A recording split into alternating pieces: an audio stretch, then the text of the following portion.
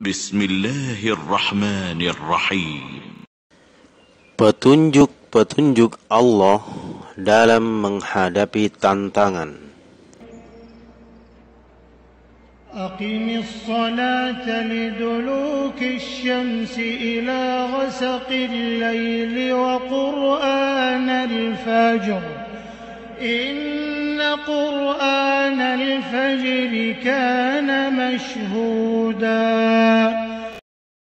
Laksanakanlah solat sejak matahari tergelincir sampai gelapnya malam. Dan laksanakan pula solat subuh. Sungguh, solat subuh itu disaksikan oleh malaikat. Wa minal layli fatahajjad bihi nafilatan lak. Asa an yab'athaka rabbuka maqaman mahmuda. Dan pada sebagian malam, lakukanlah solat tahajud sebagai suatu ibadah tambahan bagimu. Mudah-mudahan Tuhanmu mengangkatmu ke tempat yang terpuji.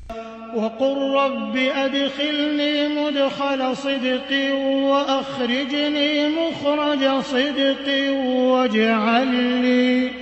وَاجْعَلْ لِي مِنْ لَدُنكَ سُلْطَانًا نَصِيرًا.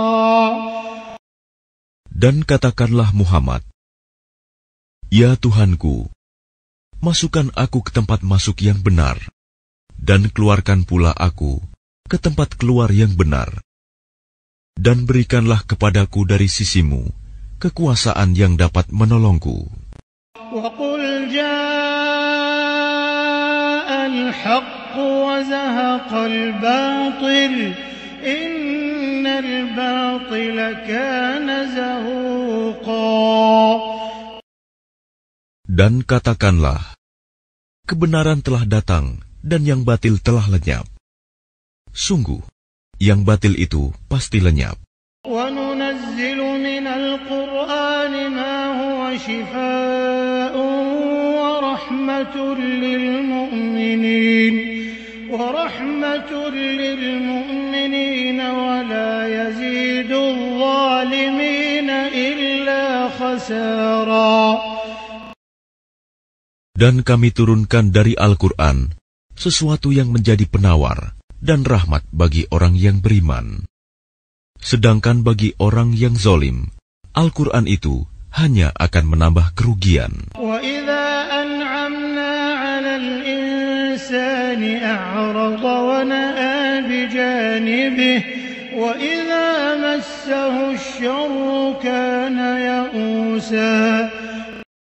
Dan apabila kami berikan kesenangan kepada manusia, niscaya dia berpaling dan menjauhkan diri dengan sombong. Dan apabila dia ditimpa kesusahan, niscaya dia berputus asa. قُلْ كُلٌّ يَعْمَلُ عَلَى شَاكِلَتِهِ فَرَبُّكُمْ أَعْلَمُ بِمَنْ هُوَ أَهْدَىٰ سَبِيلًا. Katakanlah Muhammad, setiap orang berbuat sesuai dengan pembawaannya masing-masing. Maka Tuhanmu lebih mengetahui siapa yang lebih benar jalannya. وَيَسْأَلُونَكَ عَنِ الرُّوحِ قُلِ الرُّوحُ مِنْ أَمْرِ رَبِّي وَمَا أُوتِيتُم مِّنَ الْعِلْمِ إِلَّا قَلِيلًا. Dan mereka bertanya kepadamu Muhammad tentang ruh.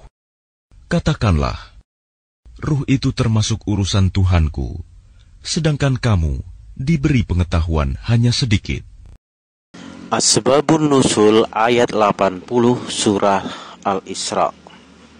Bersumber dari Abdurrahman bin Ghanam bahwa orang-orang Yahudi mendatangi Nabi SAW dan berkata, jika engkau benar seorang nabi, maka pergilah ke Syam, karena Syam tempat berkumpul dan negerinya para nabi. Maka Rasulullah SAW membenarkan ucapan mereka. Ketika perang Tabuk, beliau bermaksud ke Syam. Namun ketika sampai Tabuk, Allah menurunkan ayat-ayat dari surah Al-Isra yaitu ayat 73 sampai 75 yang diakhiri oleh ayat 76, wa in kadzu la yastafizzunaka minal ardi liyukhrijuka minha. Maka Allah memerintahkan beliau agar kembali ke Madinah. Jibril berkata kepada beliau, mohonlah kepada Tuhanmu, karena setiap nabi itu ada permintaannya. Beliau bersabda, apa yang harus aku mohonkan? Jibril berkata, katakanlah, wa qul rabbi adhilni mudkhala sidqin wa ahrijni mukhraja sidqin waj'alni min ladunka sultanan nasira. Surah Al-Isra ayat 80. Ayat-ayat ini maksudnya surat Al-Isra ayat 73, 76 dan 80 turun berkenaan dengan kembalinya Rasulullah SAW dari Tabuk. Hadis riwayat Ibnu Abi Hatim dan Baihaqi dalam kitab Ad-Dalail. Hadis ini mursal dan dhaif, namun mempunyai penguat. Sumber kedua bersumber dari Sa'id bin Jubair bahwa orang-orang musyrik berkata kepada Nabi SAW, dahulu para nabi bermukim di Syam, mengapa engkau tinggal di Madinah? Pada saat beliau akan melaksanakan anjuran tersebut, maka turunlah ayat 80 surat Al-Isra. Hadis riwayat Ibnu Abi Hatim. Hadis ini mursal. Sumber ketiga, Ibnu Abbas berkata, ayat 80 ini turun ketika Nabi SAW diperintahkan hijrah dari Mekah ke Madinah.